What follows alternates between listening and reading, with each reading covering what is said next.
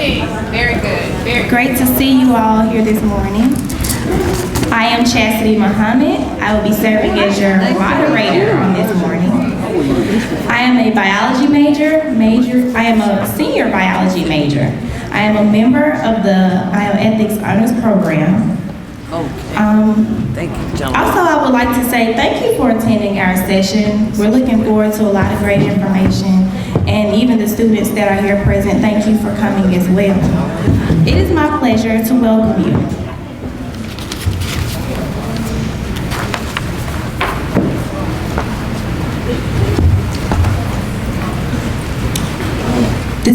The keynote speaker for this session is Reverend Moni McIntyre.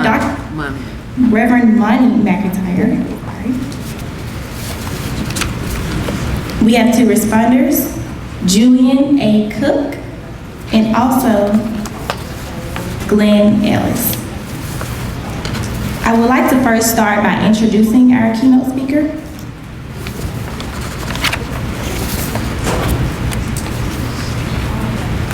The Reverend Moni McIntyre is rector of the Church of the Holy Cross, the only predominantly African American parish in the Episcopal Diocese of Pittsburgh. She is an assistant professor in the sociology department at Duquesne University. Duquesne. Duquesne University. In 2008, Moni retired from the U.S. Navy with the rank of captain. She teaches healthcare ethics quarter to senior Navy physicians and dentists at Walter Reed National Military Medical Center in Bethesda, Maryland. Moni is a Silver Life member of the NAACP. She has published 3 books and several articles in theology, healthcare ethics, and social justice. Thank you, Chester. Thank you. Where's our timekeeper? Timekeeper. Would you do me a favor and not start until I'm ready to do my talk? I need a couple of minutes just to... Okay. Oh, you're going to talk about the other ones now? Yes, ma'am. Oh, well then don't start it off. Thank you. We're good. Thank you. Our 2 responders are first Julian A. Cook. Reverend Julian A. Cook is currently Dean's Fellow of Marilyn McLeod Bethune Scholar at Boston University in the School of Theology, where he is earning his Master of Divinity. He received his BA in Music and Biblical Studies and minored in African American Studies at Houghton College. He is currently the Research Assistant and Teaching Fellow to Dr. Walter Earl Fluker, renowned social ethicist and scholar on the lives of Dr. Martin Luther King Jr. and Howard Thurman. He also serves as graduate assistant at Boston University's Howard Thurman Center for Common Ground, a student center committed to promoting Thurman's principles of the search for common ground and the unity of all people. Reverend Cook serves as the president of the Boston University Association of Black Seminarians. He is the pastor of historic St. Mark Congregational Church, United Church of Christ of Boston, Massachusetts. He is a classically trained baritone vocalist and was named a U.S. Presidential Scholar of the Arts by President Barack Obama. As a result, he debuted in concert at the John F. Kennedy Center for the Performing Arts in Washington, D.C.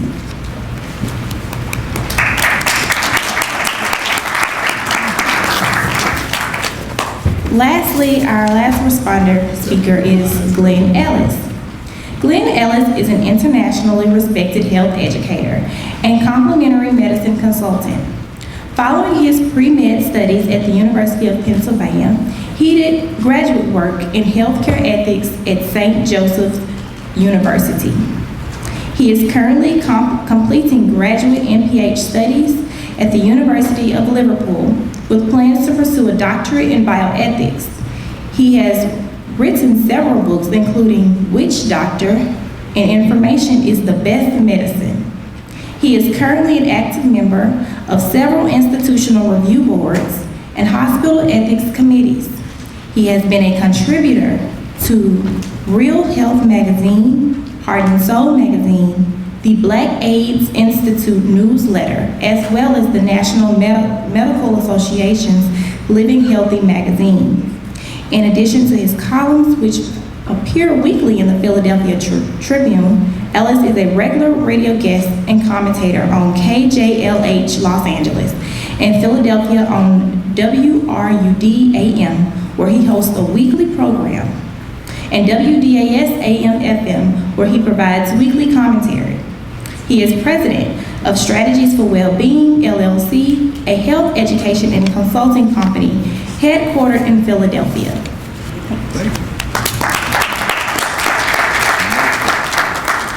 At this time, we will begin with our keynote speaker.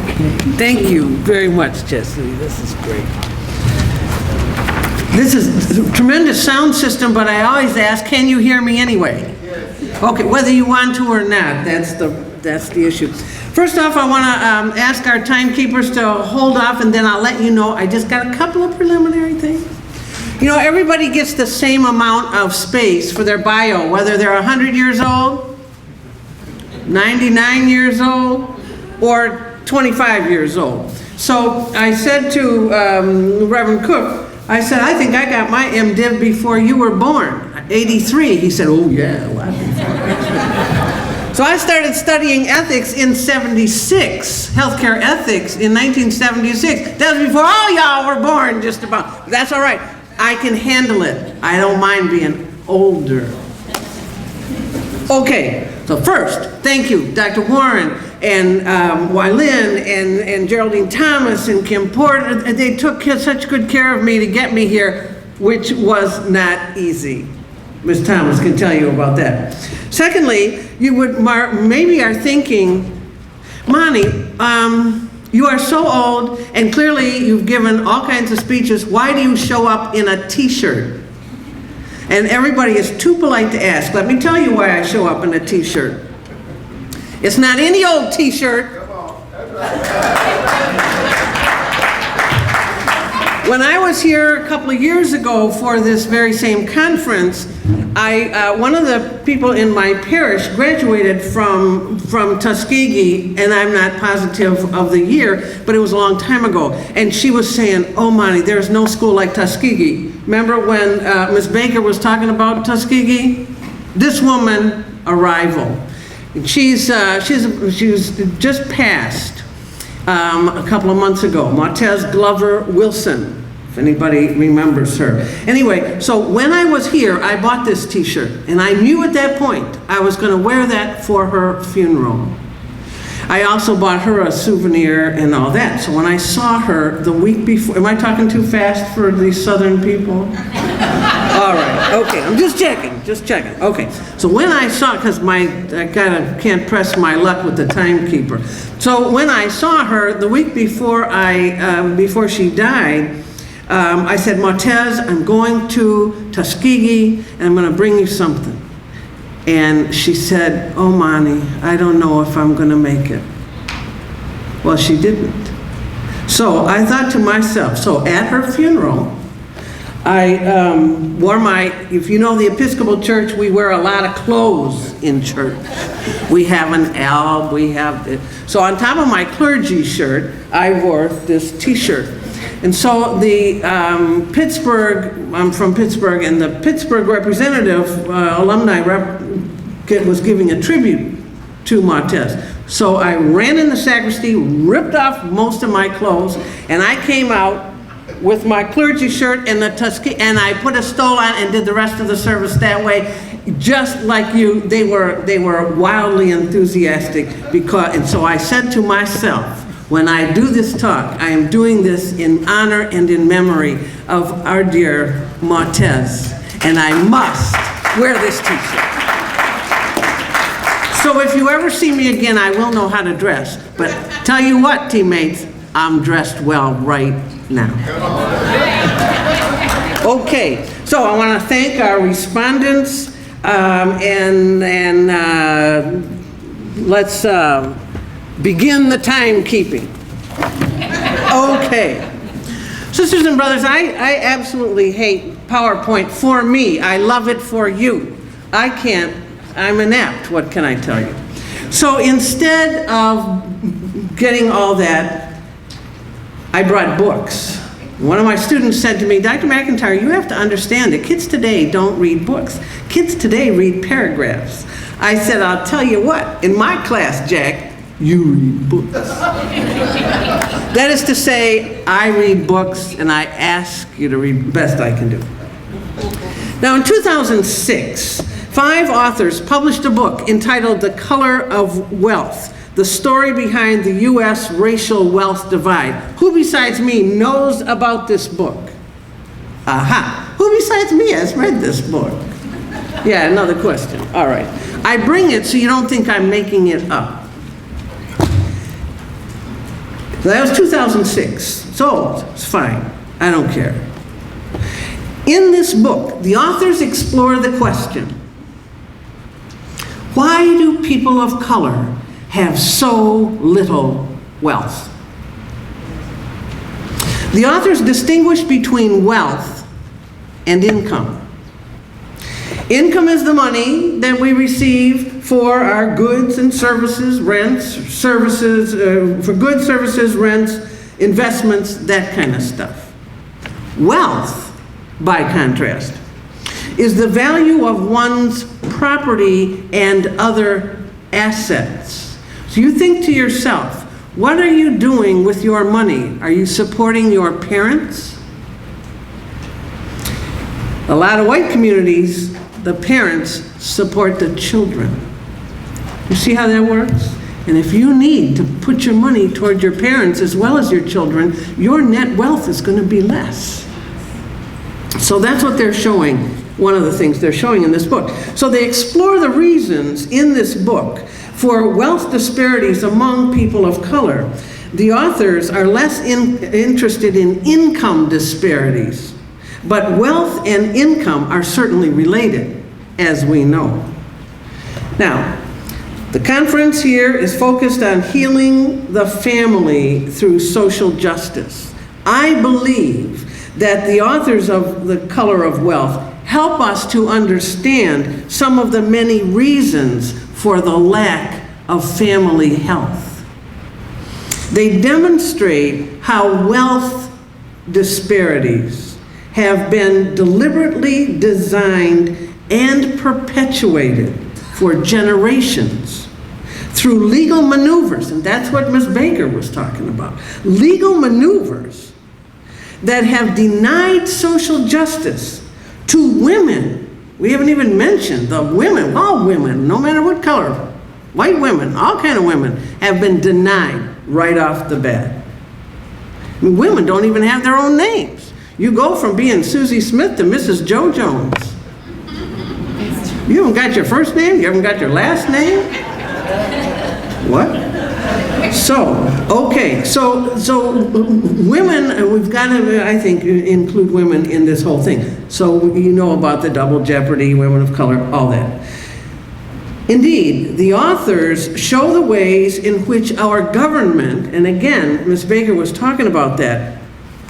Who has the government been? Historically, powerful white males have actively and decisively worked against women, families, and individuals of color through policies and programs since the beginning days of this country, before we were a country, you know. People of color, I'm talking to the choir again, were lied to, cheated, and stolen from. In many ways, we could argue that this land is not my land. This land is not your land. This land is their land. And that's the problem. It has always been their land since they first got here and took it from the Native Americans. As we call Native Americans, the poor things, we call them Indians. Don't they get to define themselves? You get the picture. So powerful, manipulating individuals have claimed it for themselves since the beginning. It now belongs primarily to the 1%. I don't need to tell you how to vote. And their ancestors. who took it from the indigenous peoples whom the settlers first encountered here.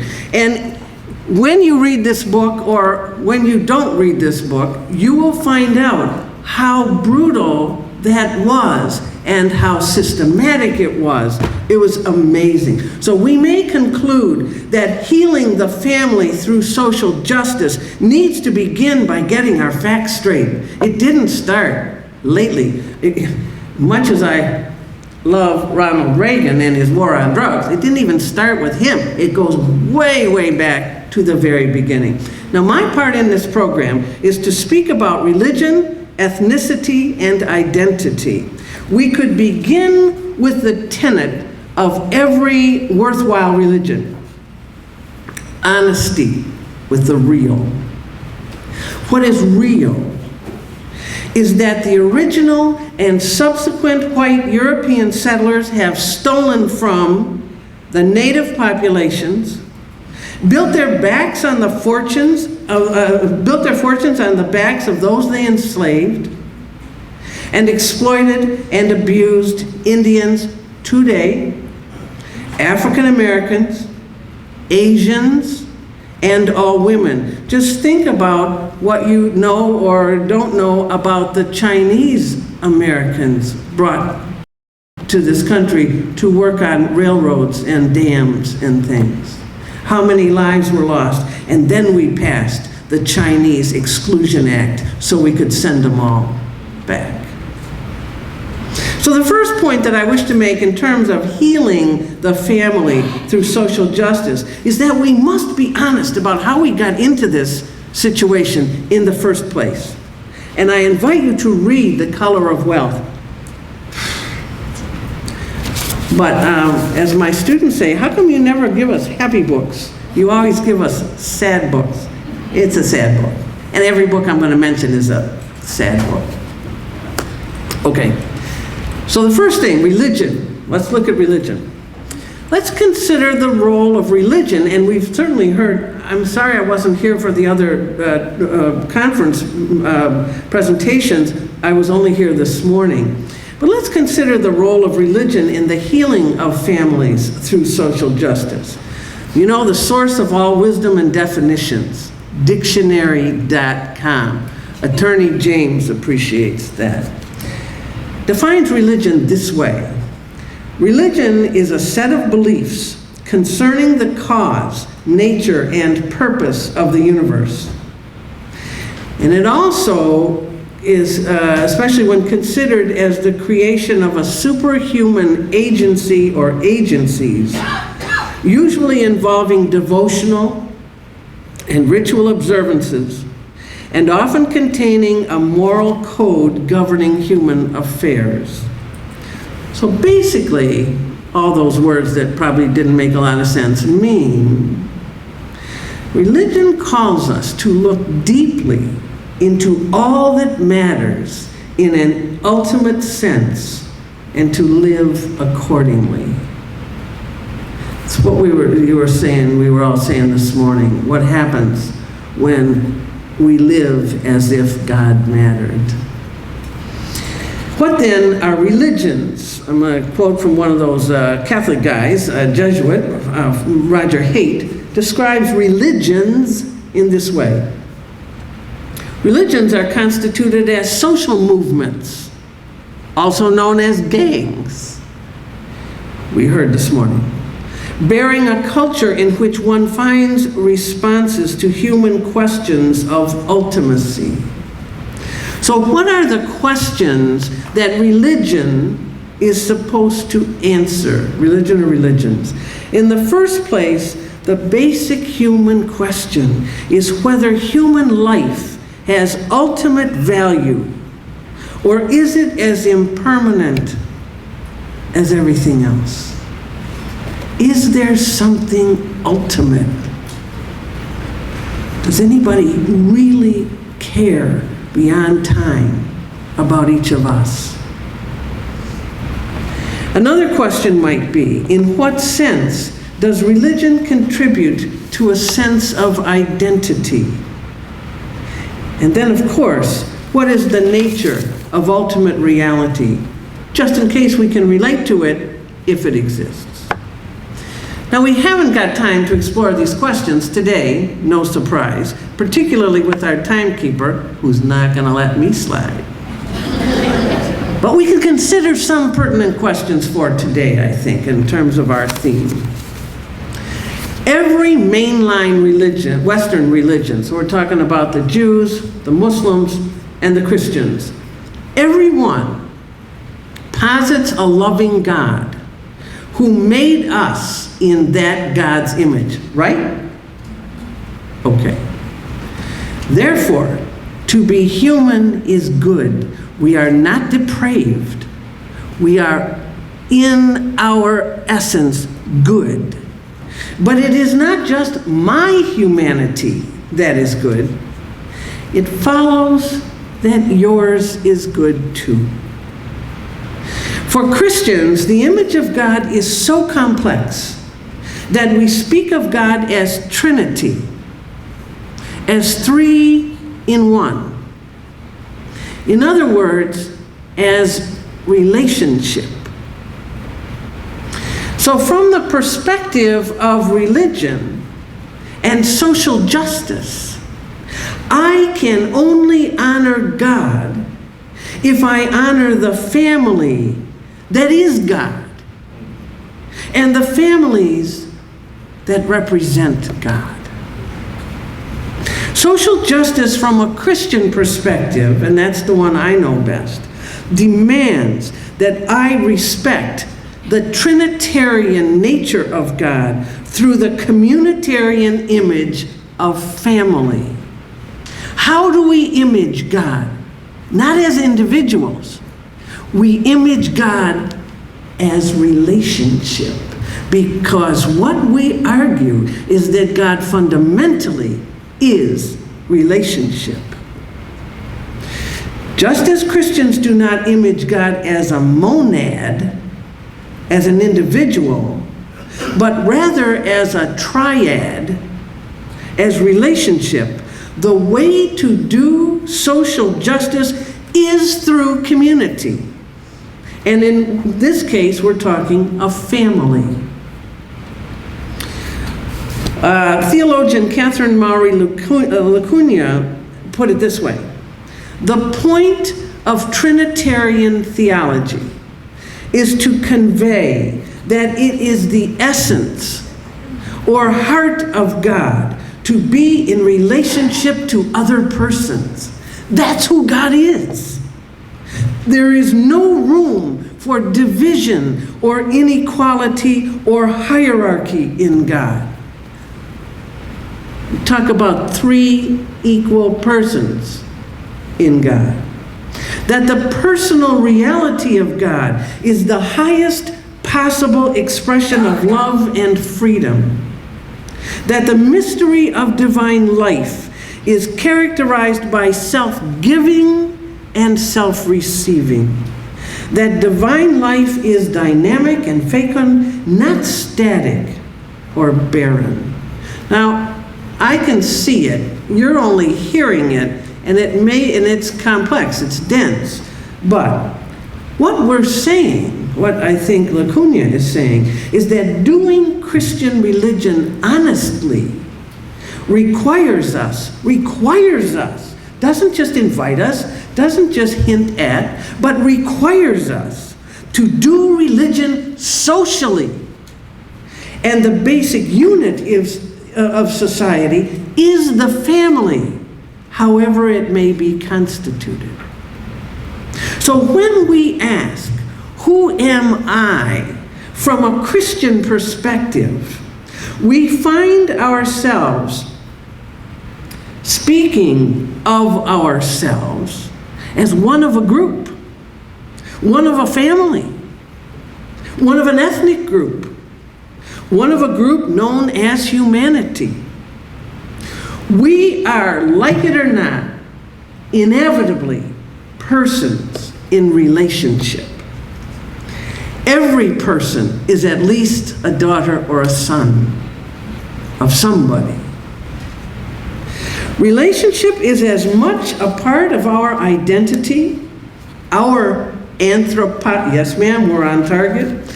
Our anthropology as Trinity is a part of the Christian understanding of God. So just as God is relationship, so, sisters and brothers, are we. We image God. A person in relationship is what it means to be human. And in this, Christians mirror our Creator. Now, how do we ensure that we will prevail, that we won't get stamped out, that we won't get lost? We've heard all the answers already. Let me just phrase them slightly differently. We require social justice because social justice is part and parcel of remaining alive. No social justice, no life. Without social justice, there is no humanity because greed, lies, and theft will prevail.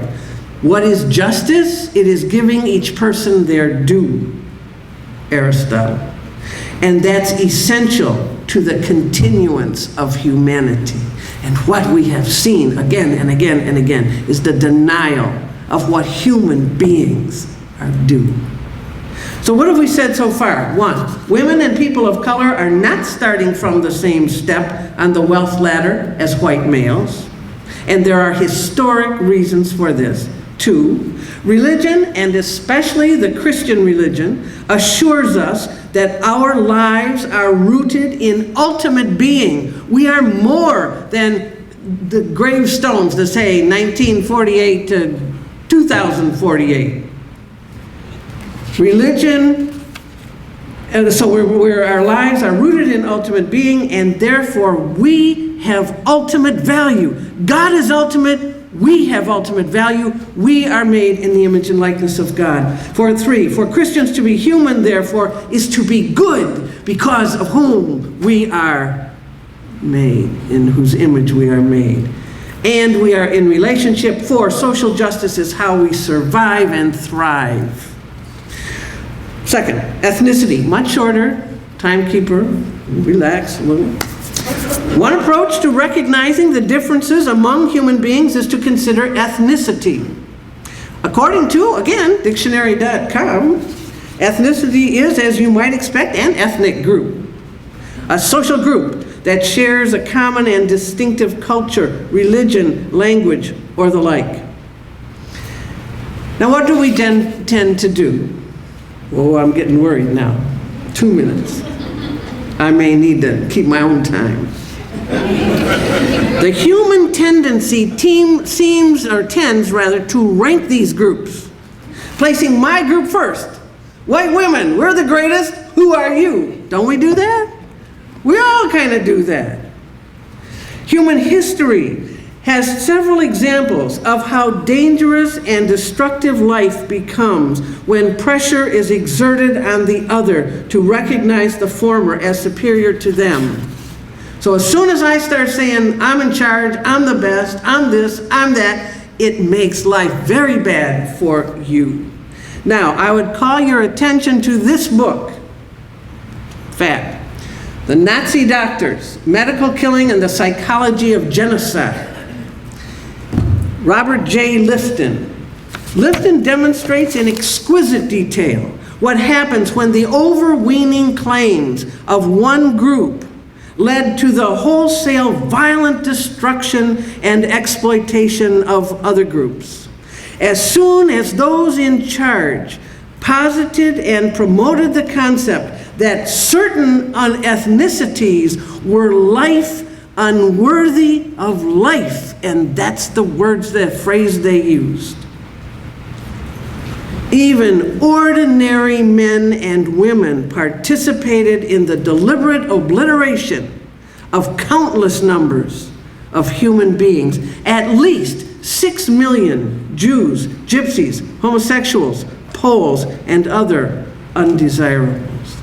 Every time we find ourselves saying, I'm the best, who are you? We are doing the same kind of thing. Another group that comes to mind, not surprisingly, on this campus, is the treatment of Africans from the shores of their native lands and their descendants until this very day. And again, that's what Ms. Baker and others have been talking about. Should you desire a book that illustrates what you already know too well, may I recommend The Short and Tragic Life of Robert Peace. Is anybody, okay, well, I'm out of time, but I'm not out of paper. One more page. Okay, The Short and Tragic Life of Robert Peace. Has anybody ever heard this? A brilliant man, a young man who left Newark for the Ivy League, and what happened to him when he was betwixt and between being the genius that he was at Yale, coming from a drug-ridden neighborhood. There were other things in the neighborhood, but it's an amazing book. In this well-written volume, we see the struggles of one who wrestled with the dregs of the worst of a history of ethnic claims to superiority. What has that white supremacy done for his life? The man is dead. I've ruined the book.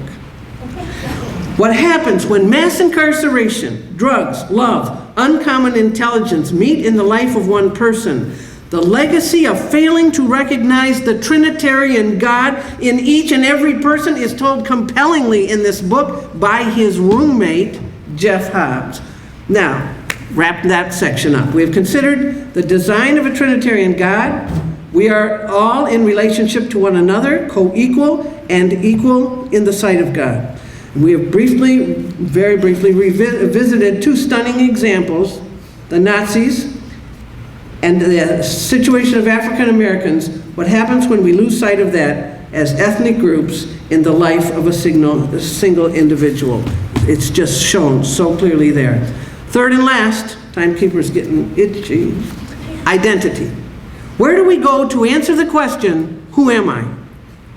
In a world where ethnicities fight against one another, sometimes with a viciousness that defies any shred of personal or public decency, one wonders how we may go about trying to answer that question. It's the hope. It's the lawyer among us. When one is appalled at the conduct of some individuals within one's own ethnic group, one wonders where to turn for help. There's a man who wrote a short article, a white guy, wrote an article for The Nation. Do we all know The Nation? No, yes. The Nation's a terrific journal. He wrote this article last November. The article was entitled, How to Understand White Male Terrorism. In it he states, I want to understand, he's a white guy, I want to understand what it is about the ideas of whiteness or America that's causing white American males to be the country's largest terror threat. Why isn't white violence that is intended to shut down black movements or male violence intended to intimidate women considered terrorism by so many? Quotation. He is wondering about his own identity as a white man. Are we more than our ethnicity, nationality, class, sex, gender, race, or other such characteristics? Max Berger, for one, certainly hopes so. Last paragraph, timekeeper. As we continue to search for an answer to the question, who am I? Who are we? We need to remember that we are more than the sum total of our individual or group actions or traits. We have a degree of freedom and self-determination. This we can and must believe. We are capable of meaningful lives as we attempt to live with ourselves and one another. You have invited me here. Testimony. Are we looking for meaningful lives, and who is the we that's looking? I thank you for your indulgence.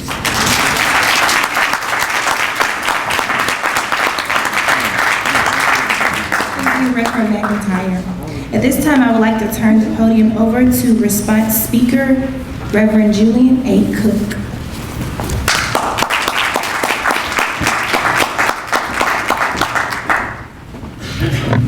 Dr. Warren, I hope the timekeeper will be as kind to me as you were to Dr. McIntyre.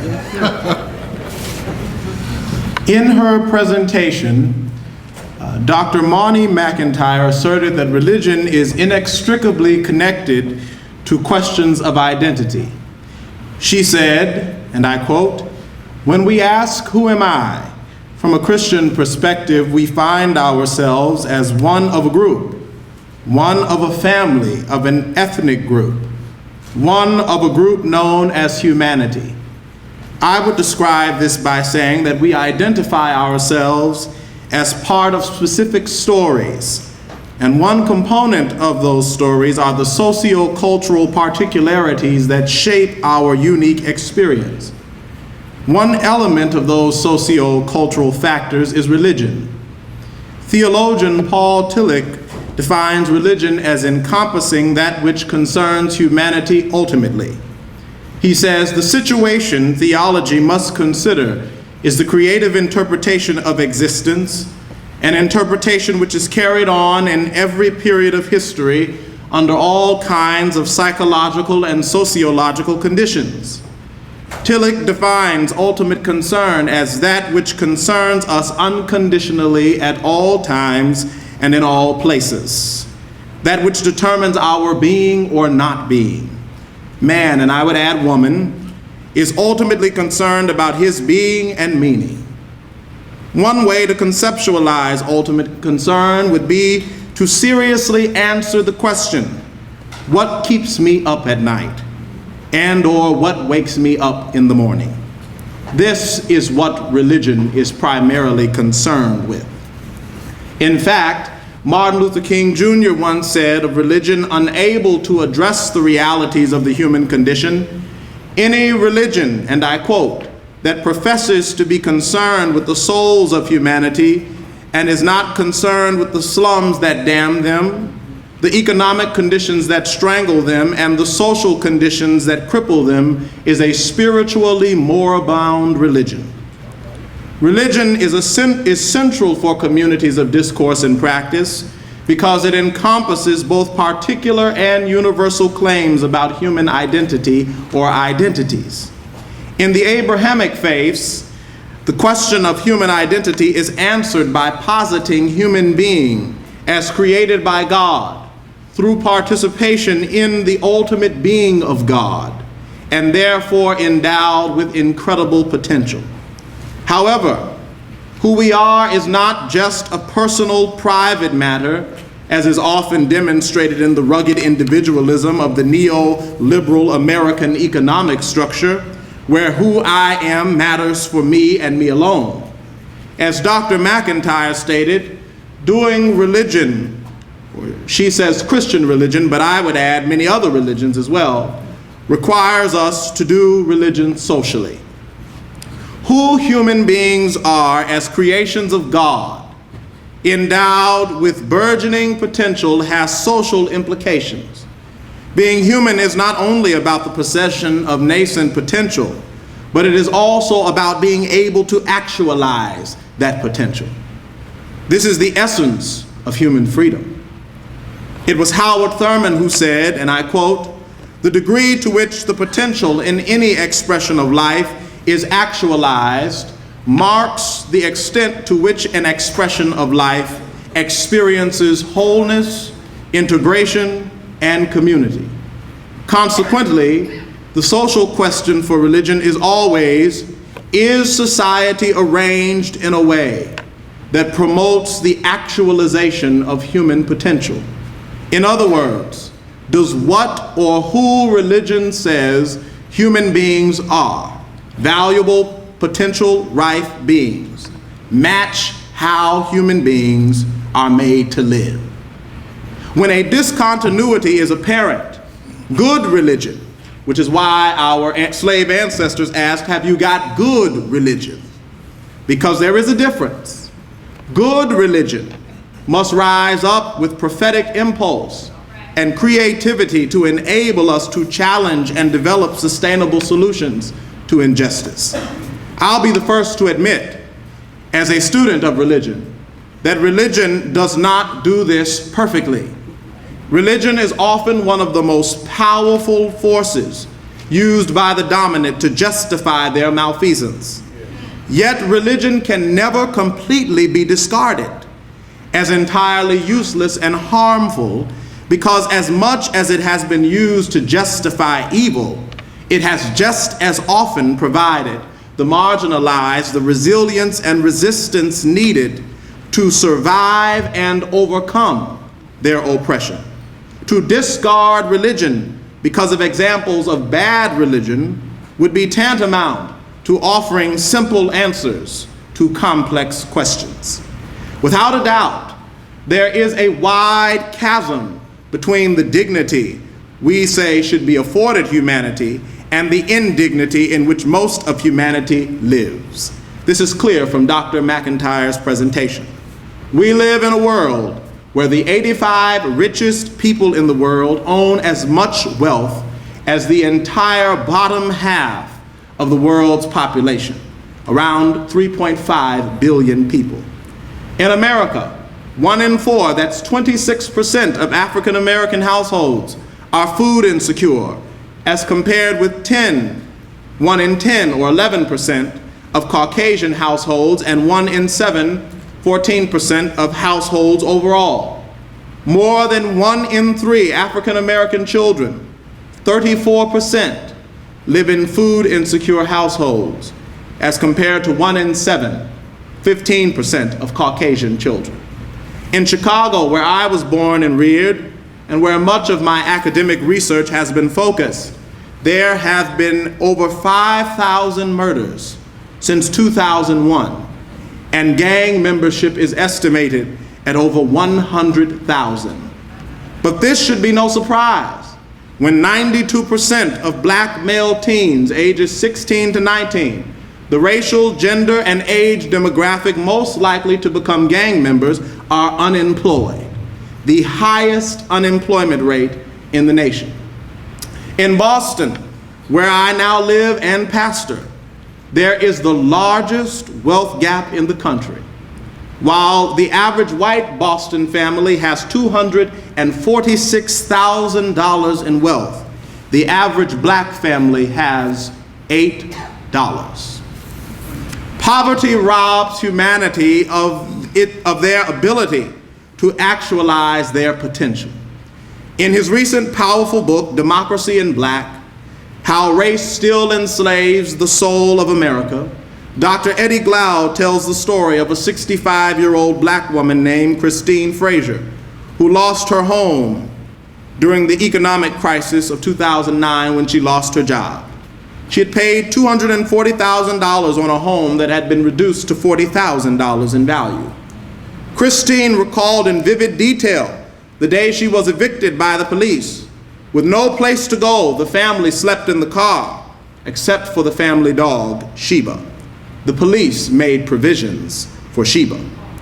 Christine remembered, and I quote, "That was the part I think came out in the eviction.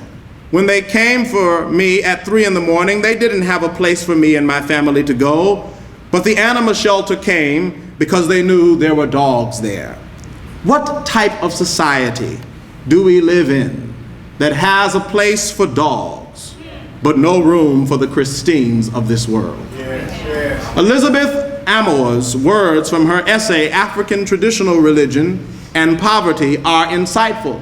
She says, "Poverty degrades and dehumanizes people.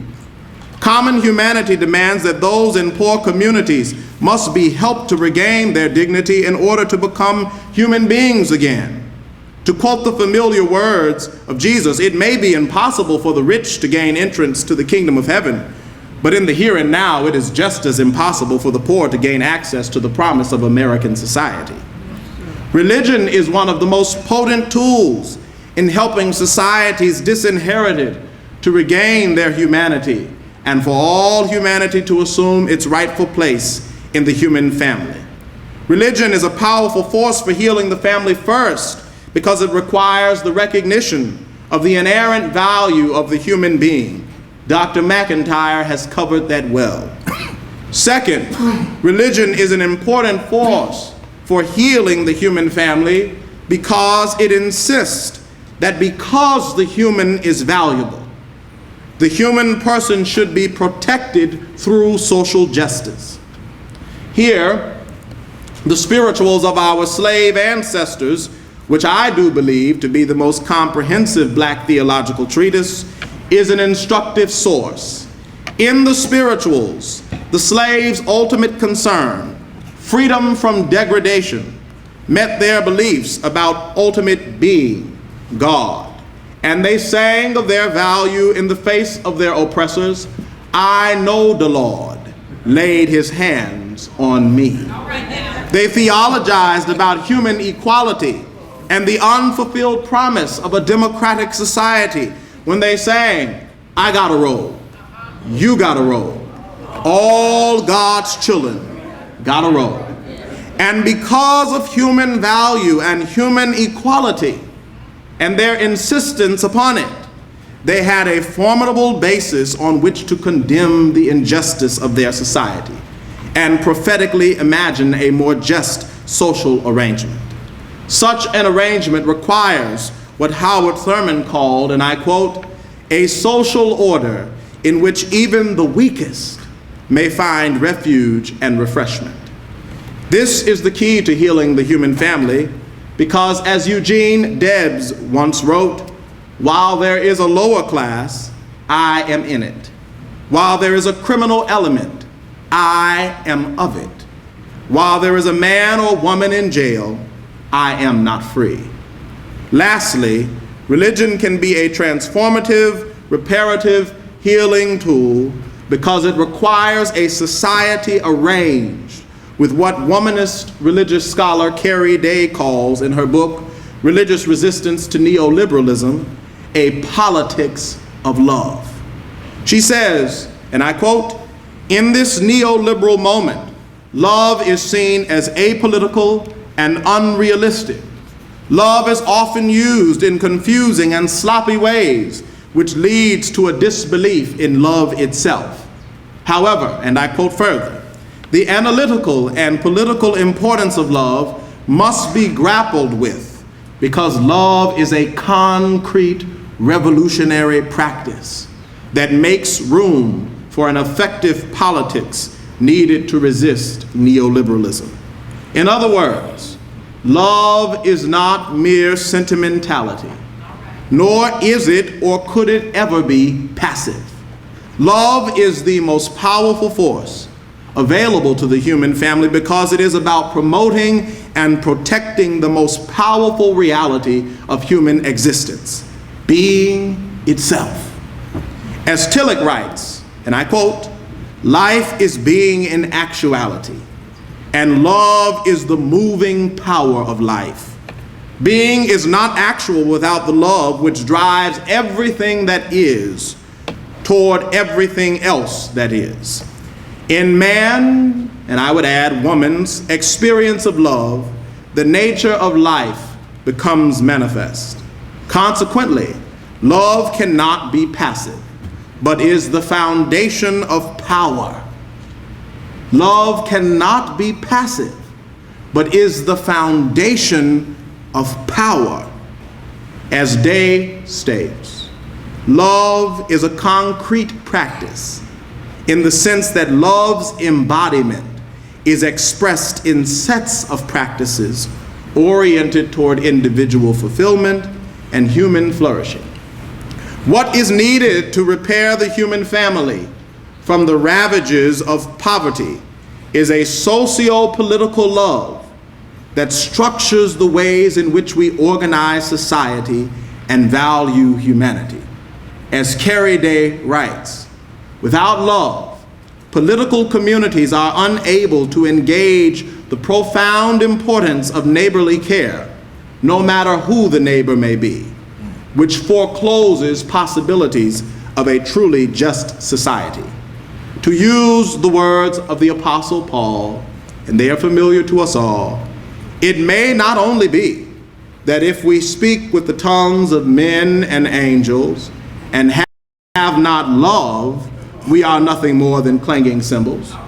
But it may also be that if we have social welfare programs, charity, and fine institutions of social aid and fail to have a society founded on the political practice of love, that we are all wasting our time. Thank you very much.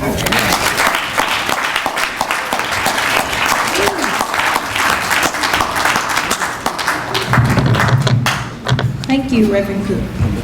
At this time, I would love to turn over the podium to our next response speaker, Mr. Glenn Ellis.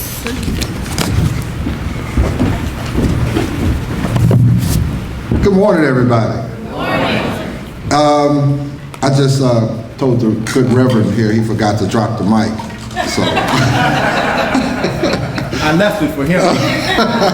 But I'm honored to be here with this certainly esteemed group of panelists here, and I would You lead back. No, you led us off, and I want to thank you. But most important, I want to say thank you to Ms. Muhammad, who is our moderator. You know, oftentimes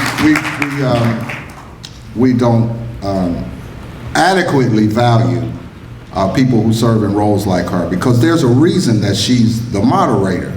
And it wasn't like Dr. Warren and Dr. Wilson were just looking around and just say, hey, you come here, I need you to do something for me.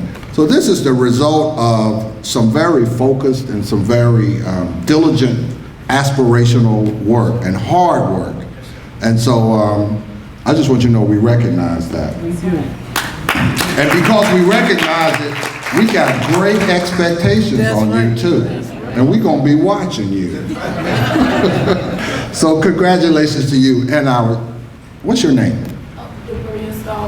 Ms. Stallworth, who does have a name as a timekeeper. I want you to be acknowledged as well. We wanted to make sure, all of us, make sure that I just think this is a part of what this whole thing represents. So I'll go to the other end of the chronological spectrum and say how honored I am for Dr. Warren, for your service. So not only the leadership that you provide for this Bioethics Center here at Tuskegee, that your service, which is also your leadership now in this role, is the culmination of that path that you've really, you know, carved out throughout your life. And so we appreciate you and we value what you're doing by being here at this time. So I just want to thank you. And as I continue on, I want to at least have to recognize my sister, who I came down here from Birmingham, over here, Miss Geraldine Ellis Bronson. Raise your hand or stand up or something, right? So she is a Tuskegee alumni class of 1965, right? Okay, and so she has did her work here and became a very well-renowned registered dietitian, which ironically was around the same time that much of what we know to have been the United States Public Health Services syphilis study was taking place. So we've talked intensely and in depth about the conditions in Macon County around that time, which made this not only good for farmers, but this was fertile ground for that type of atrocity. See, we forget about the atmosphere that has to exist for something like that to take place. Every time I got in trouble and did something I knew I shouldn't do when I was a little boy, I had to make sure who was watching. I had to make sure who was with me, right? And I had to make sure how much time I had to do it. And all, you know, so there are a lot of conditions that are necessary for us to be able to do something that we know we shouldn't be doing. So I have, you know, certainly not anywhere near the kind of background or preparation that our previous speakers, and I mean that with all due respect. So I just want to just share a couple of brief things that I was able to come up with. And so the first one is, somebody, which of you said something about the average wealth is $8? Where my $8 at? I thought we was all broke, because I'm broke.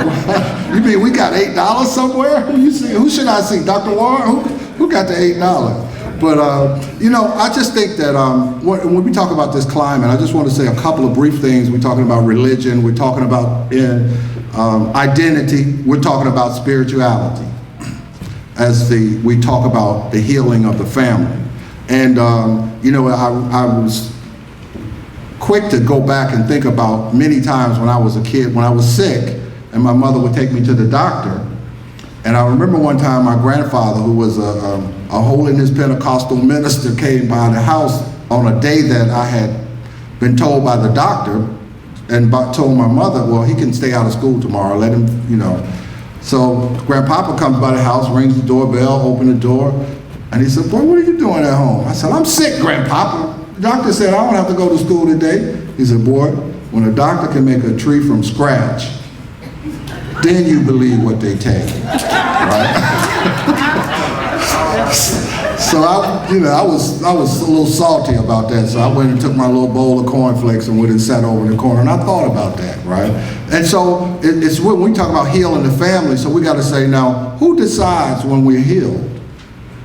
Does the doctor decide, or do we know enough about our state of health to know when we're healed? Because otherwise, we're going to be subject to letting somebody keep treating us, won't we? Y'all know what I'm saying? Right? So when I'm just pondering this whole notion about healing the family, and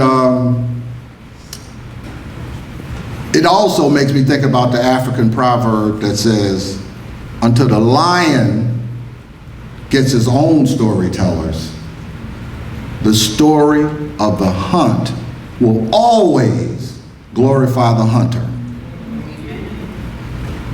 Y'all hear that, right? Now, if the lion doesn't have storytellers telling the story, the hunter can go back with that big head that he cut off of the lion and hang it on the wall in the den, with the panel wall, and when his friends come over and they sitting around smoking cigars and drinking scotch, he can talk about how the lion pounced at him and he was about to lunge on top of him, and he barely had a fraction of a second to get that shot off, right? And he killed the lion dead, and the lion's dead body landed on top of him, and he had to push the body off, and the whole thing, right? And if the lion had storytellers, the lion's storytellers could say, the lion was taking a nap, and this white man with a rifle came up behind and shot him in the back of the head. Right? So this is why voice when we talk about identity and when we talk about these concepts, these are just some other dimensions and some aspects just to be mindful of. I also want to just share very quickly how when we talk about identity and we talk about minorities. And I think that when we talk about the concept of minorities and we talk about the concept of identity, within each minority, we have to make sure that each minority has its identity.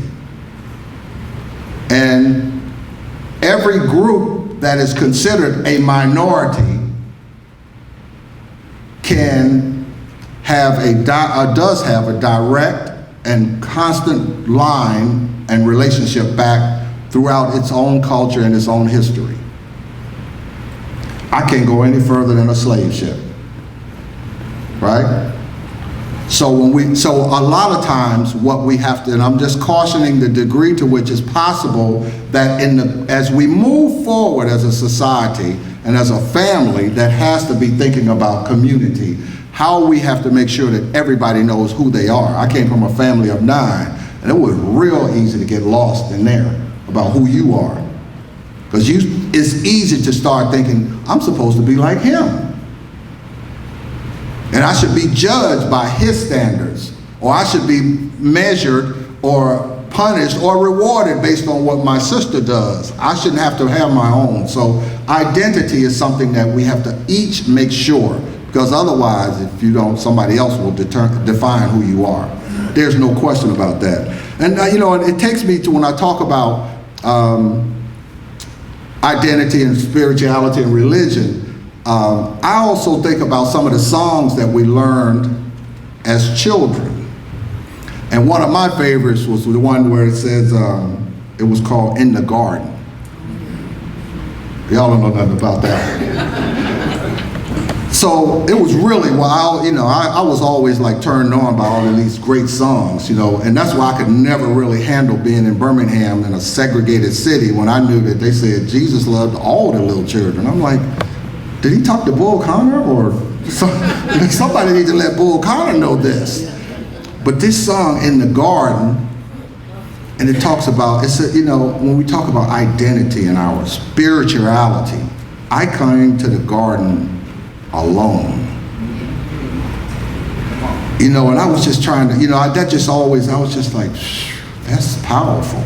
It wasn't like, Moni, Julian, come on, let's go to the garden. It was like, I come to the garden alone, right?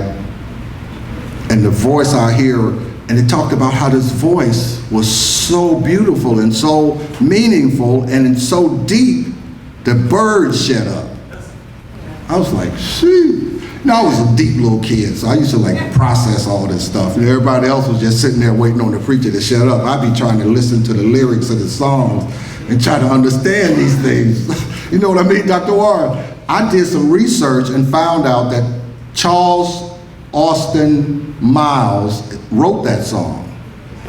And he was a pharmacist from Philadelphia, who also went to the University of Penn to the Wharton School and an MBA, and he was this big successful pharmacist, creating medicines to heal people, but walked away from it all, said, I need to just write songs to bring about healing.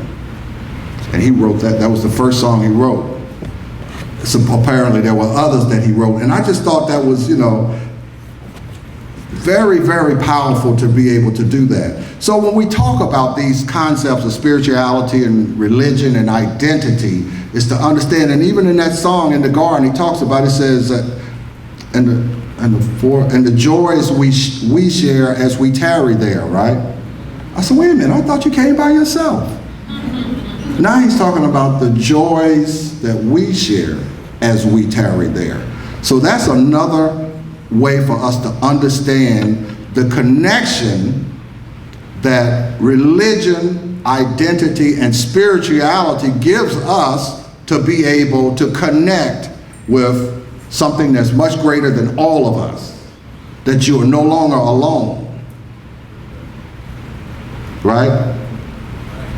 All from a little song, Sunday school, I just am never, I never cease to be amazed by just, how basic it is, and how, I was fortunate enough while y'all was doing, I don't know what y'all were doing this morning, but I was held captive by my sister with Reverend Cook this morning at breakfast, she was really taking us down put some things together. We were talking about she was talking about Bull Connor, and I could just, I would live that, and I could watch Reverend Cook, who had been to the Birmingham Civil Rights Museum and had seen that tank that Bull Connor rode down through those neighborhoods on.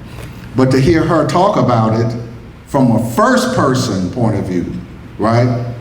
Put some identity in her spirituality and her religious cloak that sustained her through that. I could see how that was important. So I can see why history is important. So I do a hard pushback when I hear academicians and other types, bioethicists and other types of subject matter experts, quote unquote, talk about we need to leave the past behind us and we gotta move forward. I said, you can leave your past behind. That's right. I'm taking mine everywhere I go. That's right. So when I show up and when I walk in the room, y'all say, oh, he came by himself. No, every one of my ancestors is in this joint with us right now. Right? Because see, there were some men and some women and some children who were nothing more than fertile plants for some farmers with bad intentions. And we can never forget that. And we can never forget that we live in a society where this was not a couple of rogue scientists that had broke off from the laboratory and went and created something somewhere else. This was the United States government. And as all of us know, including the St. Louis radiation experiments from the 1950s, to to some of the, we know that this was not something that was isolated. And furthermore, when we talk about bioethics and the ethics in medicine, and we talk about how religion and spirituality and identity are the keys for us to be able to come to the garden alone, for us to be able to do what we need to do to heal. And when we talk about those things, we got to understand that these ethical violations don't exist only in the context of healthcare and medicine. See, both of our previous speakers have talked about specific incidences in terms of social determinants that say, wait a minute, how can this be possible? What do you mean 1 out of 3 children is hungry? This ain't Somalia. How can we sit here and talk about a prison industrial complex in the same breath as public education for children? What are we talking about? What are we talking about? And so what I'm saying, we have to be careful about who the storytellers are. We have to remember that our identity, that we are lions. We have to have our own storytellers. And if we don't have our own storytellers, we got to be the editors. So, no, at least be the editor, right?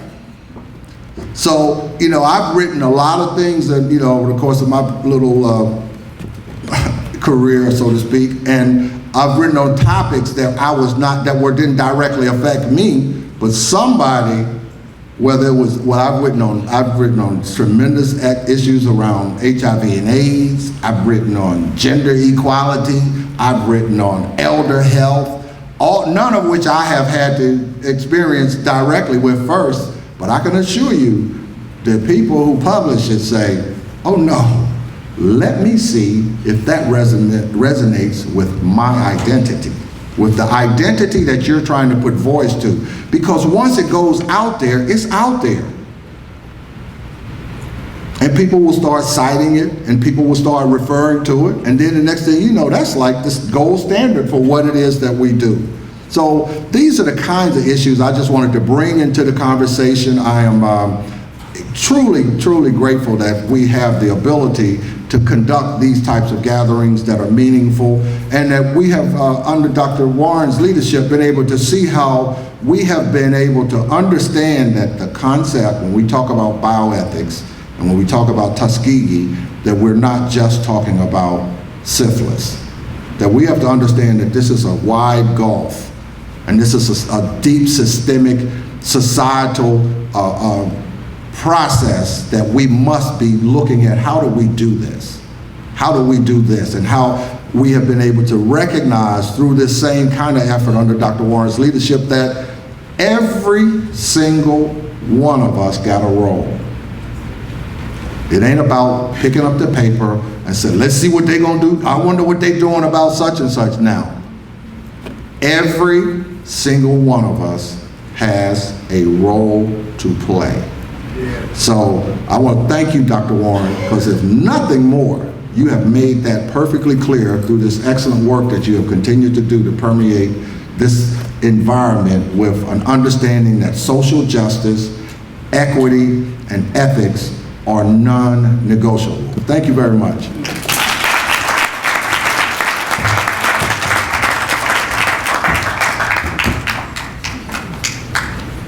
Too kind.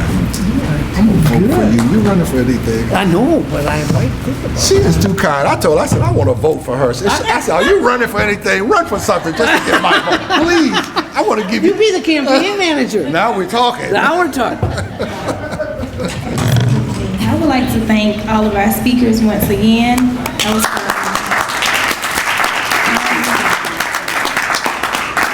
At this time, I would like to open up the floor for questions and discussion. Also, I would like to ask the timekeeper to help me kind of keep time so that we're on track with lunch by noon. Her name is Stallworth. Thank you for that. So, Ms. Stallworth, please help me so that we can make sure everybody gets to eat by 12 noon. Okay, so we can start with questions and discussion. If not any, I do have, okay, we can start here. I actually bring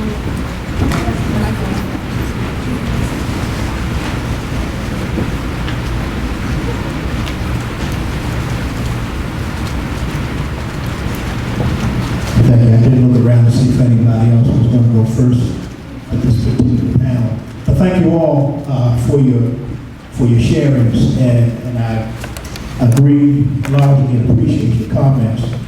I want to go back to the initial statement that was made about who am I. As the Black church, in which I am a pastor, I think we have a great responsibility to help to define that by putting the Bible in appropriate context. Somehow, a mixed religion seems to have now come out of Europe, and most, if not all, of the biblical characters seem to be European, as opposed to Middle African descent. Prosperity preaching seems to be the order of the day, where we're looking at God's hand as opposed to at God's heart. Also, we need to encourage our congregants through teaching to take a more in-depth look at Jesus. We know the Jesus that's humble, meek, and mild versus the revolutionary, the one who said the kingdom of God suffers violence and the violent taken by force. There's so much about Jesus that we seem to have overlooked, and that's part of the challenge why men do not identify, it seems Black men do not identify so much with the Christian faith versus Islam, because Islam seems to promote strength, discipline, courage, forthrightness, where in the Christian faith it is not. And even as we talk about people such as Dr. King, we need to talk about how the Christian faith is actually promotes strength and courage and forward progress. And lastly, in my comments, being that I don't have on my glasses, I can't read my own writing, I would say, thank you, but I appreciate your comments, and those are mine. Gentlemen, you want to, Reverend Cook? I think you're absolutely right, sir, and I think that's one of the problems with Christianity as it's taught, as it's preached many times. We don't see a liberative Jesus. We don't see the total reversal, say in Luke's gospel, when Jesus is continually one pericope after another, flipping everything upside down. And if it's not taught in that way, our people aren't going to get it.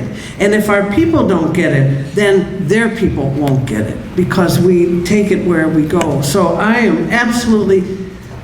am with you. And it doesn't matter what the color of the church is. White folks need to know just as clearly and certainly as anybody else that Jesus stands for justice for all, including Bull Connor. And if we don't preach it in that way, we are negligent. So I appreciate that. I do. I just want to say one thing I just wanted to bring out was the fact that, first of all, you know, you entered, when you at your opening, you said that you were the pastor of a Black church, and so I just think we got to start there. You know, what's a Black church, right? Just something to think about, just some food for thought that I think we would think about. And I also think about Jesus in the sense that we have to remember, at least to my knowledge, you all could correct me if I'm wrong, I think one of the most prominent examples of Jesus' temper was when he was in, when he turned over the money changers, right? Was there another time where he was actually angry in the Bible? When he called the Pharisees rude fighters, that was good Hebrew custom. Okay, so it was it was injustices, right? Dealing with Pilate, there were some massive differences. When Pilate asked him, was he the king of the Jews? And he said, my kingdom is not of this world. The Roman Empire, Papa saw the Roman Empire possibly being overthrown by this king who has a kingdom someplace else. So there's a lot that... No, I'm just talking about just a literal example where he actually exhibited anger. outside of that money chain, yes? All throughout Scripture. That was it? That was, okay, I just want to make sure that. You have to read it in its context. And sometimes we romanticize Scripture and don't really see the true essence of Jesus coming out. Yeah, okay. And even Dr. King had, in his book, he talked, he had a book called Strength to Love, right? Which is a whole foreign concept for many of us, and even, going back to our theme today, it's just about, the healing of the family. It's, when we talk about, Jesus at the, the pools of Bethesda and, the old man on the mat, his thing was going back and he had to ask, he didn't go and let's perform a miracle. He asked that man, do you want to be well? Right? He asked that first. Jesus never really did anything, but made him have to go into his own identity, his own spirituality, and this man's own religion to say, and the man said, basically probably said, hey, nobody ever asked me that. People just come and bring me something to eat, give me a couple dollars every day for 30-some years. So, but Jesus said, well, do you want to be well? And so that's the rhetorical question we have to ask ourselves, right? Because it get real comfortable. I did a smoking cessation thing at there's a national movement now in all of the public housing projects around the country where they're going to say no more smoking in the projects, right? So I was doing some sessions at some of the places up on the East Coast, and they had some town hall meetings, and a lady got up and said, nobody gonna tell me what I can do inside my apartment. That's my apartment. If you talking about down here in the lobby, that's fine. But in my apartment, I said, Miss, you live in the project. That's not yours. But I'm just saying the degree to which our comfort levels can become so good at being comfortable at something, right? That's dysfunctional and unhealthy. That we'll say, listen, I can do what I want to do in my house, but it ain't yours. You've been so comfortable, because she went on to talk, listen, my kids live over there in that one. My mama grew up here, my grandmother. So my family been here. We've been here for over 35 years, and you can't tell us now what I can do. I was like, Miss, that means 4 generations been in the projects with nothing beyond that comfort level, so.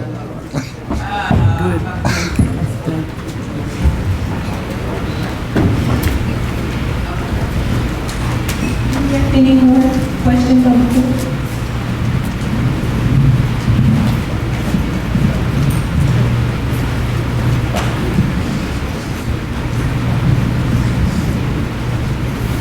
Hello, my name is Sarah Head, and I just want to dwell on the issue of the garden.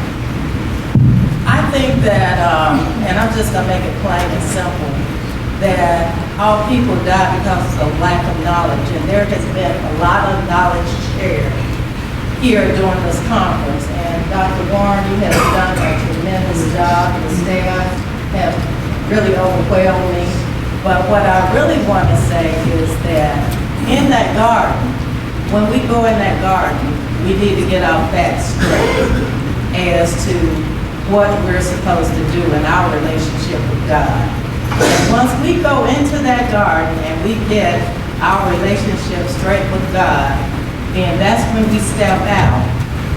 But when we step out, we need to make sure that we are able to have a storyteller or to tell that story so that it's accurate, and not so that we will be that sleeping lion. Right. We need to wake up. So basically what I want to say is that we need to wake up, get up, and do something about the things that are facing our youth today. Sometimes I feel as though we fail our generation because we have not taught them the things that we know, the things that we have experienced in life, But a lot of our youth, they're not familiar with discrimination or whatever. They don't know what it is, and it's left up to us to teach them those things.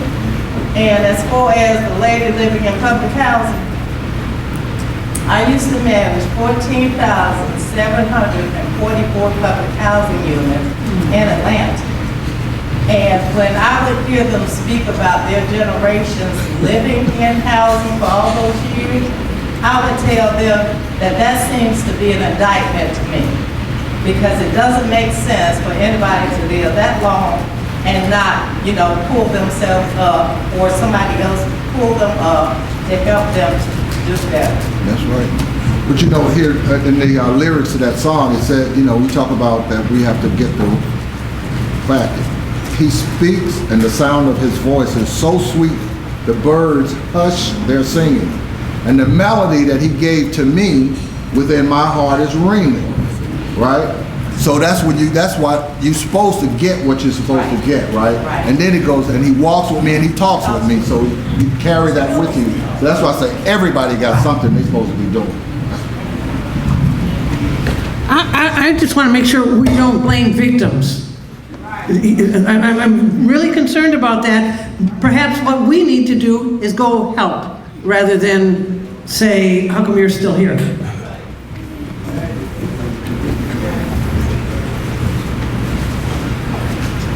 you have any more questions from the floor?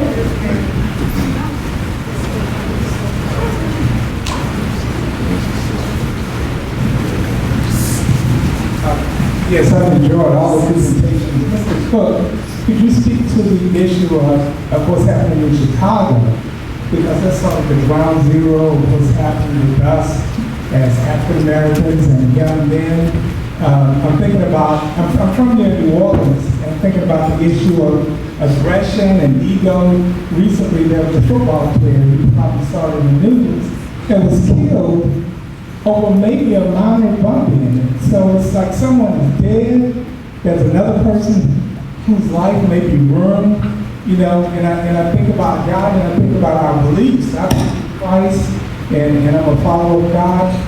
But with Jesus and the 5 loaves of bread, he said, what are you bringing? What is the kid, what was offered to make it so that he could produce and multiply?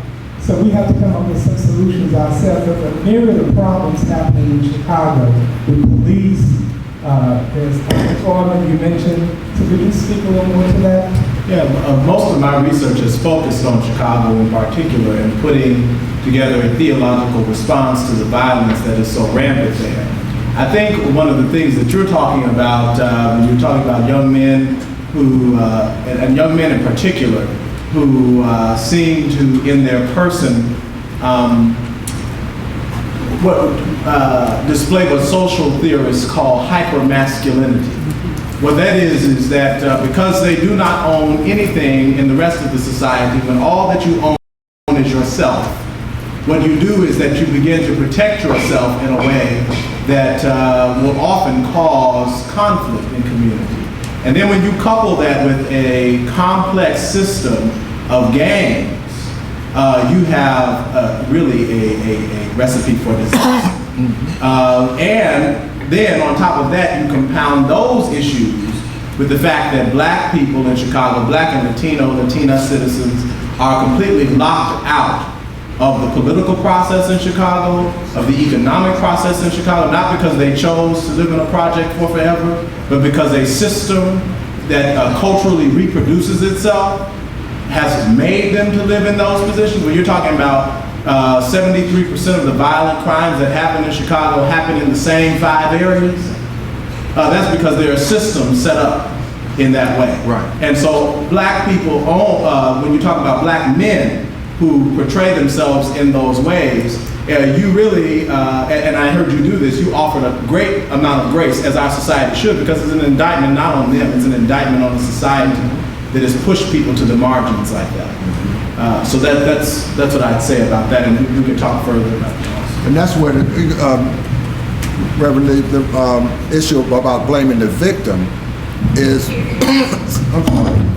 when you talk about blaming the victim, it's not blaming the victim as much as it's the indictment on the society. Okay, right. We've got to be clear. Oh, no, well, I appreciate that. I just want, for the sake of clarity, just that we're talking about a society, because that victim in that situation, you could never get comfortable for 4 generations unless there was a whole cottage industry of people who was making a whole lot of money on the fact that you and 4 generations were staying there. So that's what I'm saying. Yes, that- sir. So you have to call that That's out. what I mean. You got to call it out in order to be able to know where, because once you call that out, you'll look around the room and see what gets uncomfortable.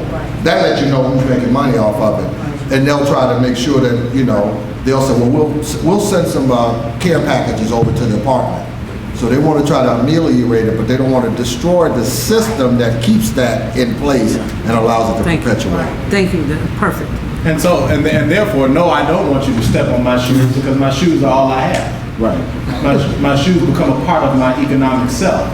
And when that is, when that happens, you have the recipe for disaster that you see in Chicago. My name is George Julian. My father was in the 60s. I'm from Montgomery, Alabama. Probably the number one crime with cities that is. Sitting down listening to everything that's said, we need to bring it home to our churches. I went out and was talking to the young people, and they began to talk about hypocrite. The preacher hypocrite. He's preaching it, but he's not hypocrite. Now with me, at my age, I can kind of deal with that. But these young people are not going to deal with that. You're right. See, that's why we are losing our young people. You are a leader in the church. Oh my goodness. So come on, take your time. Come on with it. God called. We don't spirit. Many are called, but few are chosen. See, we get that mixed up. God called you into a ministry so he can make you what he wants you to be. But see, we won't get on leadership and study the word of God and learn how God wants us to deal with his people. We go out on our own. We don't let him choose us. When he chooses you, you have been that example that he wants you. He has made you. You have let him make you. And see, a lot of these leaders in the church, I know, I live in Montgomery. Been in the big mega churches. They have the people that they want in the churches. Some of these churches have doctors, lawyers, and all that. They're not saved. They can't tell nobody else. You see what I'm saying? The church, the people in the church, the members of the church are driving our young people to the streets. That's right. Because we are not living the life that we are supposed to live before our young people. That's right. You know, I see it, and I'm a very emotional person. I see so much. And I see them, all the churches. Oh, there's so many down there. So many down there. This one start out. This one get mad with that. They start their own little thing. Nobody's being saved. Somebody got killed every night down there. We sit up in here, we get comfortable. We can't get comfortable. I don't working now in the church. Walking in there every Sunday morning, these big hats and these suits and stuff. That's not our fault. That's not our fault. We got to get in the streets. Walk down there, I told them, walk down there on the highway where you see them prostitutes walking. Around them truck stops down there. That's why they hang out there. I told them, why don't you go down there?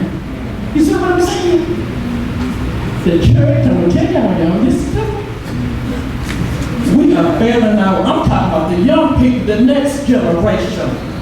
I'm not talking about, I soon will be 70 years old. I'm not talking about me. Our young people. I brought my children in the church. I look down the street now. They're all out there playing basketball on Sunday morning. And I told the parents, I said, can I take them to church? Well, they don't have nothing to wear. I said, that's all right. I said, they don't want to wear a suit. You know, always excuses. But I asked them, and they won't let me.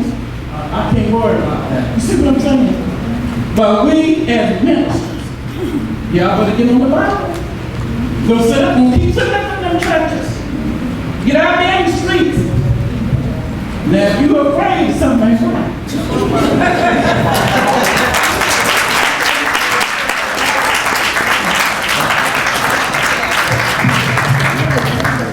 Now, just before we go on with our questions and discussions, I just wanted to say we're going to give about 5 more minutes before we, with the question and discussion session.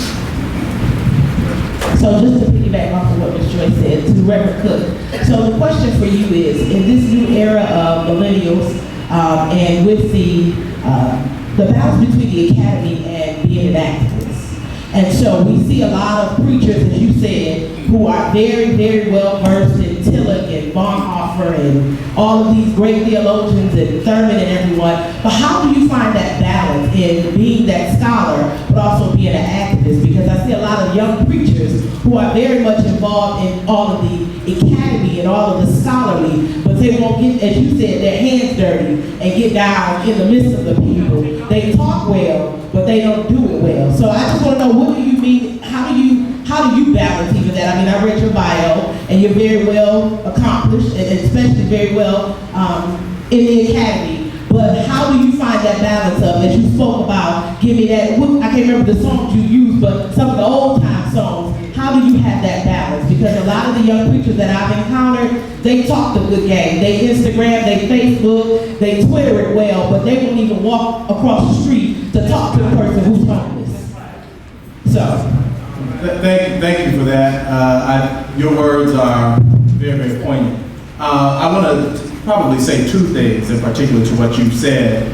The way that I can only speak for myself. The way that I do that is, first of all, the work that I do in the academy. I learned Tillich, Bonhoeffer, and everybody else so that I can help people in Chicago. That's how I do that. I do think that you must have some theory in order to be a well-prepared activist. When I was in Chicago, where I was born and raised, when I got to college my first year, I lost 10 close friends due to violence in Chicago. I decided then that I would pack my things, go home, and join the activist movements in Chicago, forget about my education. I read Howard Thurman's Jesus and the Disinherited during that time. And I came to see that there was no disconnect between being a well-informed and educated individual and wanting to be a dynamic leader. If in fact I wanted to be a dynamic leader, I needed to be well prepared, which is the legacy of people like Martin Luther King Jr. Martin Luther King Jr. was a philosopher par excellence with a Ph.D. from Boston University. That's right. This was not someone who was ill prepared. Yeah. So I really am very, very skeptical. And I'm not saying you're doing this, but I do hear this, of people who make this large chasm between being well-prepared academically and being a very good activist. I think they need to go together. I think they need to go together at all. Now, the other thing that I want to say is, I think one of the ways that you do that is to make sure that your academic work is used to help somebody. Yes, I am at Boston University, but as I told you, I have not allowed Boston University to help me to forget where I came from. I owe something to the community that I was from, that I am from. And as a result, my academic work has largely focused on the issues of violence in Chicago, so that when I sit at a table with policymakers, and I can get in the door because of my degree from Boston University, I sit down as somebody who's a Chicagoan, who knows what's going on, so that we don't just have a bunch of BU, Harvard graduates sitting around a table who don't know anything about Chicago. That's how I think my activism addresses my academics and my activism are connected. And I mean, we could talk about this further at a later time, but I mean, my activism has not shortened any. I've been involved with black youth leaders in Chicago. When we shut down the Magnificent Mile, I was one of those, almost got arrested. So on and so forth. It just has not stopped. I actually think my activist impulses have been invigorated by my academic work. And I think that most people would agree with that.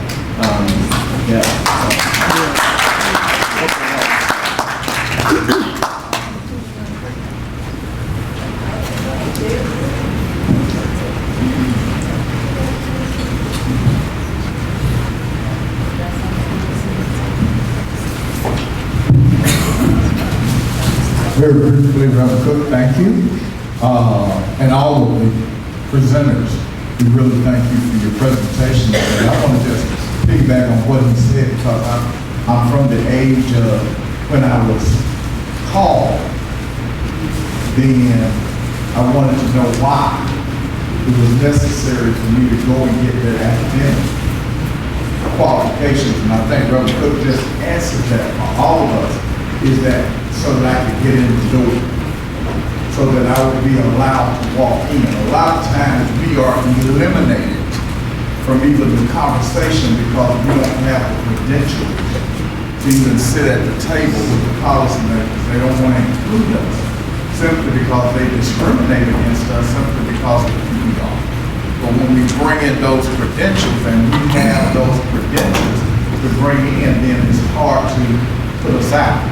The other point that I want to make to you is that I appreciate the fact of calling out those ministers who are hypocritical. But let me call out those congregation members. Absolutely. That are hypocritical. Absolutely. Absolutely. Let me make sure that we don't just put it all on us. We put it on all of us. And to understand and to realize that we've got to stop being hypocrites in the congregation as well as in the pulpit. You know, we have a responsibility now to understand who we are, and what we're doing. Because as you said, and I'm a product of that mega church.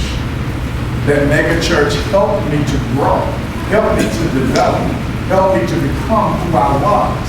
But when God said, go to Tuskegee, Alabama, from a metro Atlanta situation, the question is, God, why? And even though he couldn't tell me exactly why, I had to be humble enough to understand this is what you prepared me to do. What he's preparing Reverend Cook to do is to make a change in this society. And we need to get behind him and just encourage him, because it's very difficult when you go into a church and you try to preach this activist action and they put you out. Exactly. Because they don't want to be activists. Absolutely. They don't want to change.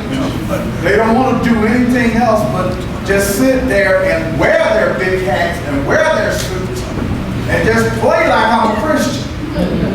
But that's not what we need right now. We've got search committees for pastors who don't even understand that before you start searching, you need to pray. You know, because you don't need to just search for somebody to come into your church to lead you. You need to hear from God to say, who have I prepared for you to come into the church? So there's a lot of stuff that we've got to straighten out. And one of the things that we've got to straighten out is the fact that, yes, the church has failed us in a lot of ways. But that doesn't mean we don't need the church.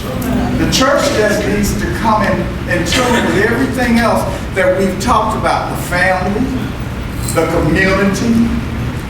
You know, we just need to put it together. And that's what we're getting here, is an understanding so that we can move forward and not do those traditional things that we've been trying to do. I mean, you know, I was president of the Ministers Council here in Macon County for 3 years. And I struggle to get the ministers to come. But there's a program here that they have called Pastor Singing Concert. That's a competition.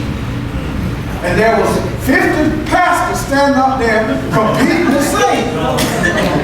But when we're trying to get together to change policy, to talk about how we can help our school system, to talk about how we can get our political leaders to make a change in Tuskegee, you got to struggle to get 6 pastors together. And what I'm saying to you is that you might blame the pastors, but it's really the congregation people who need to say to the pastors, if you can't become active, you can't be our leader. That's right. We need you to move. We need you to do something. So thank you so much. And I think along with that, Reverend, that really jawed some of the thoughts I was having. We also need, and I think somebody asked a question a few moments ago about how we can relate to young people. I think one of the things that has to happen is we have to stop romanticizing our history. For every one Martin Luther King Jr., there have always been 10 Reverend Knights. That's right. Always. In the black church tradition. Every black church was not an activist church. In fact, somebody like a King stood out because of his activist impulses. So this is not something that is new. Black pulpits have often had this phenomenon. You've always had this choice, it seems, between the otherworldly and those who dealt with this worldly things, if you read black church history. So I think that's another thing we have to do to encourage our young people, is to help them to understand not everybody marched with Dr. King. Not every black church agreed that what I was just talking with you this morning about how the church you grew up in didn't really support the philosophy of Dr. King. It's true. It's true. I just want to be clear, that was the lack of support was based on. That's right. The ministers in Birmingham initially said they wanted separate but equal. Exactly. Because they knew what integration, the demise to some of the institutions of the black community that would take place with the onset of immigration, it wouldn't benefit those existing. So he faced initial opposition tremendously. So thanks to Reverend Fred Shuttlesworth and others who helped to bring him into and Dr. A.G. Gaston and some others, but that's a whole nother conflict. Well, Joseph H. Jackson, where I'm from in Chicago, Joseph H. Jackson was totally opposed to Dr. King, and as a matter of fact, pushed him out of the National Baptist Convention that his grandfather, A.D. Williams, had founded. So I mean, it's really a romanticized history when we think that we have always had these black churches that had activist impulses. No tradition has. Can I just, one thing I wanted to mention is, when we talk about religion, I always remember that during the Middle Passage, when Africans were brought across the Atlantic to this continent and South America and the Caribbean and points beyond, those Africans were packed like sardines under the bows of those ships on some of the most horrific ocean conditions. But we weren't talking about the queen of what you call those, the name of these cruise ships now? So it wasn't that kind of party, right? Those people were down there praying to God to save them and deliver them. And up on the top, there were people praying to God for safe passage. So, they were all, there ain't but one God. There ain't but one God. And I'm just saying, so when we talk about, there's two different identities. And that goes back to who's telling the story and whose perspective, whose reality are we buying into? Are we buying into a reality that will make us think that 4 generations have a right to live in an apartment in the projects? Somebody creates that reality for people to buy into that. That woman and the grandmother and the great-grandmother didn't create that reality. Somebody else created a reality and we accepted it, that this is the reality. There ain't but one God, and our reality and what we choose to allow to comfortably be our reality will determine how we use that reality. There's a candidate running for president right now, running around every time he opens his mouth, wherever state he's in, he says, God bless America. And I'm like, so where's that reflected in what he does every day in his life? Yes. Now what God, you think he's praying to a different God than you do? He's praying to the same one, but he's got a different reality on how he thinks that God should respond to his prayers, right? I disagree with you. I know we're on the same page, brother, but you know what I'm saying, right? So I'm just saying, let's be clear about what we're talking about, how the reality is created, right? I was listening to sister back here talking about these preachers, and I told Reverend Cook, I said, that's her daddy talking. Because her daddy knows, based on what he ultimately found out he went through, that he had been subjected to something that was the result of, to some degree, a failure of people around him that were in trusted and respected positions to allow something to perpetrate. And that's why I tell you, it's the environment that we allow to be created where things can take place. Yes. And many times I done sat in church, I wanted to chew some bubble gum and blow bubbles and pop them, but I was in the wrong environment. I couldn't do it there. I knew that there was, because you know that if there's certain conditions, you just can't do what you're not supposed to be doing to somebody else, or to create injustices or wrongs or whatever. I'm gonna stop, Rev Warren. I'm gonna just leave it. Okay. As we're waiting on lunch to be delivered, we can actually take a few more questions. Anybody else have any? If not, I actually have a question for all of our panelists.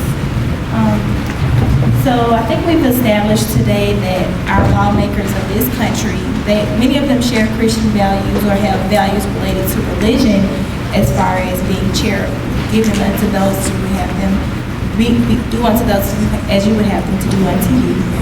However, many of the people who suffer a lot in this country, poor blacks, poor whites, poor Asian Americans, things of that nature, also share those same values or of that same religion. So how do we gain that, as Reverend Cook said, the socio-political love?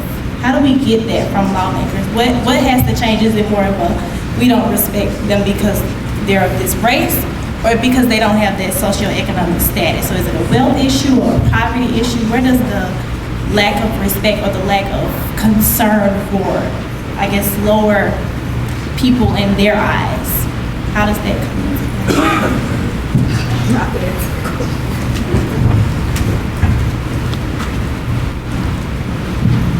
I live in Atlanta where we've had a black mayor for a significant period of time. So just having a person in a political position that looks like you does not necessarily mean that the least of these problems will be addressed. And what you have to also understand, just like we see with President Obama, what you have sometimes is a person in a position that they have to operate within that system once they get there. They're voted by the people, for the people, but when they get into this other place, they have other people that they now have to please to stay in that place. And many times those people lobby them, they support their campaigns financially, but even more so, the systems that have to operate to keep city government going, to keep city commissions going, require the tax base of the corporations. So they become beholden to them for things. And it is also the middle class and the upper class that will support financially the initiatives they're trying to get off the ground, so that even if they start out coming from the people, voted by the people, when they get there, in order to stay there, they have to please some other people. In that process, a lot of the promises that they made to the very people that got them elected get put by the wayside, because those people are not going to give them the resources that they need to stay where they are, and that becomes a more important goal. So I think to address that problem, we have to stop just being satisfied with getting the person elected, but also hold them accountable to what they promised us on that road to election. And that means you gotta keep showing up to their offices and still being heard about the issues that they made promises about when they were at the churches, making speeches to all of us about what they want to do if they can just have our vote. And I think a lot of times, once we pass election day, we think our job is done because we got our candidate in office, but we don't help them in navigating the system that they now have to deal with, that is not controlled by just the electorate anymore. You have other systems that are in place that they now have to learn how to navigate, like the school systems, like the charter lobbies, like the companies that have set-asides to do buildings in certain areas, and they're gonna do it where they get the cheapest land, and that's usually in lands where we live. And then they're gonna build housing that we can't afford to be in, so now we have to be displaced. And there the problem keeps continuing.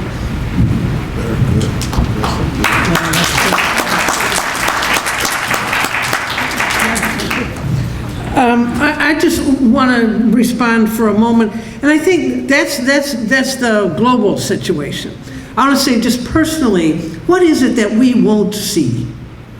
Sometimes when we walk down the street, we don't look left or right, up or down. I know we're on our phone, but besides that, we don't want to look someone in the eye. I don't want to acknowledge that you're there.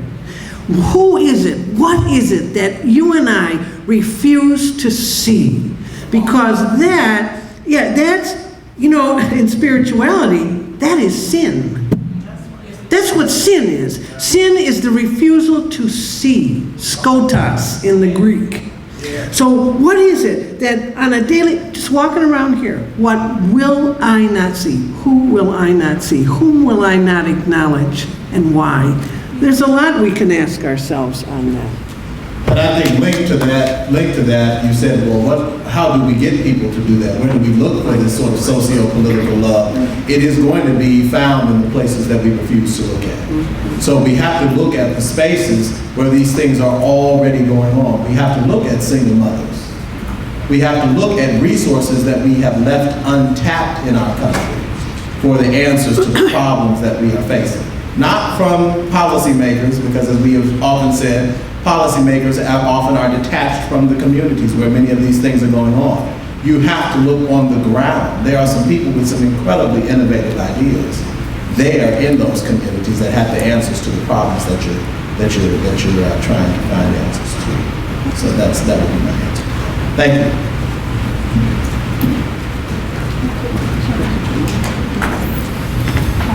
Are there any more questions, discussion, topics?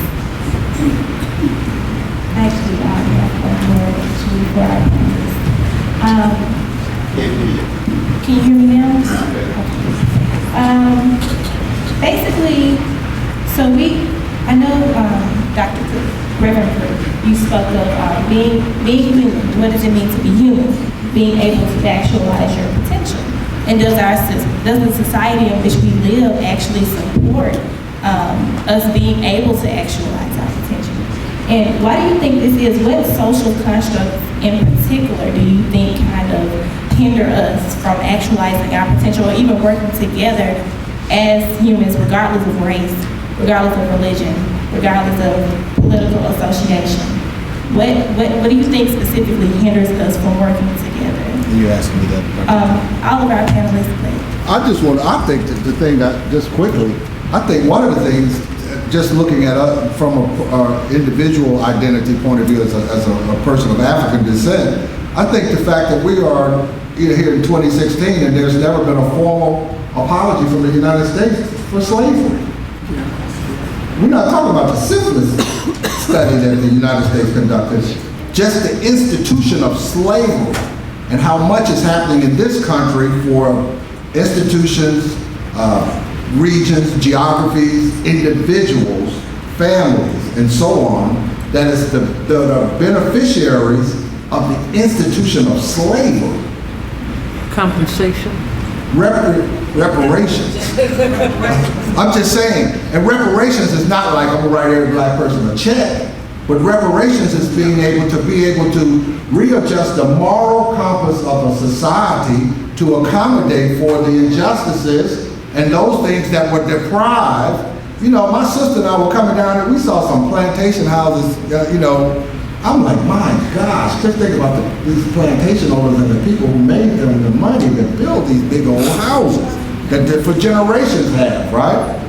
Her daddy could have been one of them people if he had a look at that. Or her granddaddy, which would have put her dad in a position that he would have been vulnerable to no study. So I'm just saying, so a society that doesn't even acknowledge that, and talking about the love is found in our ability to look at what we won't look at. that goes on a societal level. So our society has yet to even look at that and say, it is what it is, right? And so I think the beginning to do what your question poses is to say, where do we start to look at the core injustice of the institution of slavery?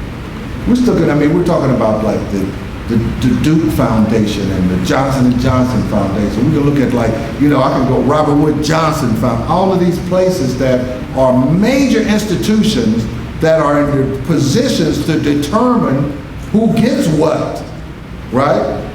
They determine whether there's a $10 million endowment sent down to the National Center for Bioethics at Tuskegee, or does the Hastings Center get it?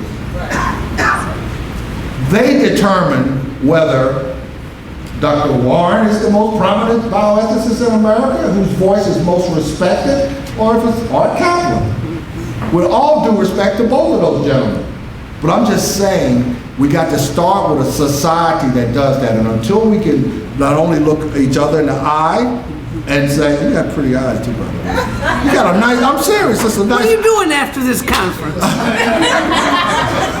Not those kind of pretty eyes. I'm talking about. Keep it up at this level. Let's keep it up.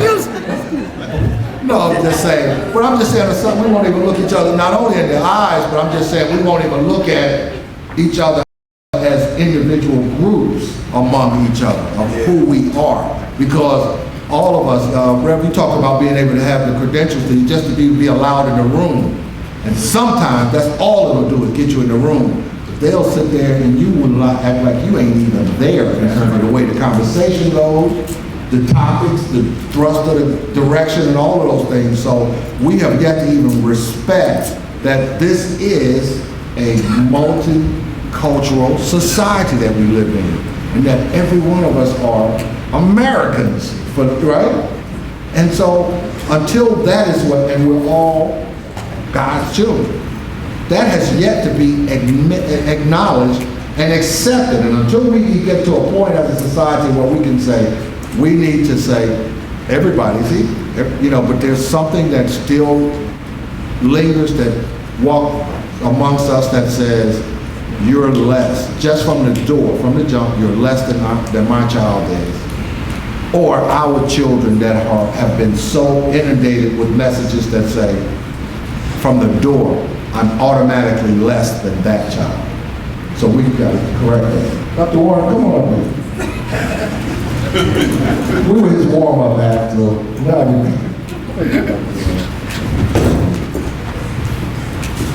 Let's thank the panel.